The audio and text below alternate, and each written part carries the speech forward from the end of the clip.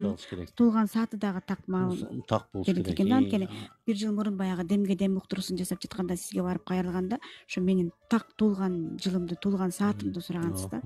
Анан кийин баягы мени анализ кылып келаттыңыз, баарын айттыңыз. Анан 2020-жылдын январында келгенде тык токтоп калдыңыз дагы жаап койдуңуз.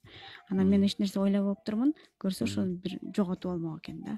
Ошону сиз билиптирсиз. Анан эле мындан да жакшы нерсе, адамдын тагдырында бир кара нерселер болот деп мени жубаттыңыз. Баягы оюм албай эле кетип калыптырмын. Анан кийин болгондон кийин анан жанарагай билген экен деп өзүм жеке ойлоп калдым да. Ал дирекция методу боюнча момент көрүнөт, 1 секундта эле көрүнөт. Ошо агамды ошо жоготтум, андан кийин атам кетти дегендей, анан ошо билген турбайбы деп ойлоп калдым да. Жана дин менен астрологиянын ортосунда. Дин менен астрология боюнча эми мындай да, айланайындарым, алтындарым дейм, өзүм кыргыз элимичи. Кыргыз элим бизди окуткан байкуш агайлар, эжекелер, баягы неме боюнча гуманитардык сабактан берген агайлар, эжекелер көпчүлүгү бул дүйнөдөн өтүп кетти. Айрымдары тирүү 70ге, 75, 80ге чыгып калышты. Динге, Кудайга ишенсеңер ишене бергиле деши. Бирок диндин ар бир нерселерине молдолордун, табып бакчылардын эски көз карашы ишене бербегиле. Көп өзүңөрдү аркага тартып коет. Человек в футляры дегендей, Антон Чеховдун силерди жок кылып жиберет. Бул ишене бер, путу колуңарды сковывать этип, чынжырлап байлап коет. Ушулардын айткандары туптуура экен. Канча адамдар ушу диндин айтканын менин азиздерим, адамдарым жакшы кылып коет деп атып эле адамдарды өлтүрүп, жок кылып, медицинадан кечиктирип отуруп. Анан кеч болгондо алып барып атат, өлүп калып атышпайбы? Ошон үчүн бул диндин кайсы бир учурда алып келген пайдалары жакшы, баягы арак ичпе, анан жаман жолдо жүрбө дегендери жакшы. Анын ичинде сабаттуу, баягы жогорку окуу жайлары бүткөн, илимдин кандидат, докторлор барып атат. Эми мейли бара берсин, мечиттерге барсын, башка.